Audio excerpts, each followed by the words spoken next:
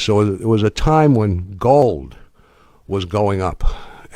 Gold had been you couldn't buy or sell gold, and finally you could, and the price was rising, and it was rising, and we had a deal where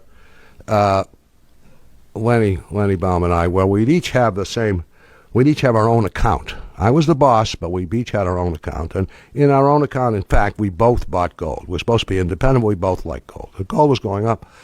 It started at $200 and $300 and $400, $500. It got to $500, which by today's standards would be like $1,500 or $1,800.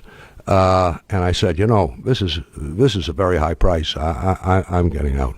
And I sold my half. But Lenny, I think you should. No, you don't know how high this is going to go. You can't. This is going to go very, very high. I said, okay. So he stayed. It was $600. It was $700. It was $800.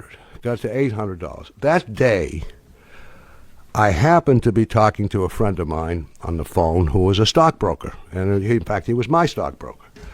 And I said, how are things, Dick? And he said, oh, well, they're fine. This morning, my wife, Lucy, came into my closet and cleaned out all of my old tie clasps and cufflinks and went downtown to sell them.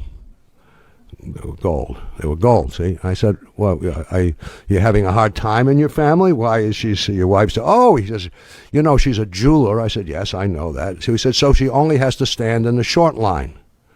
I said, what do you mean, the short line? He says, don't you know that people are lining up and standing for hours selling their gold?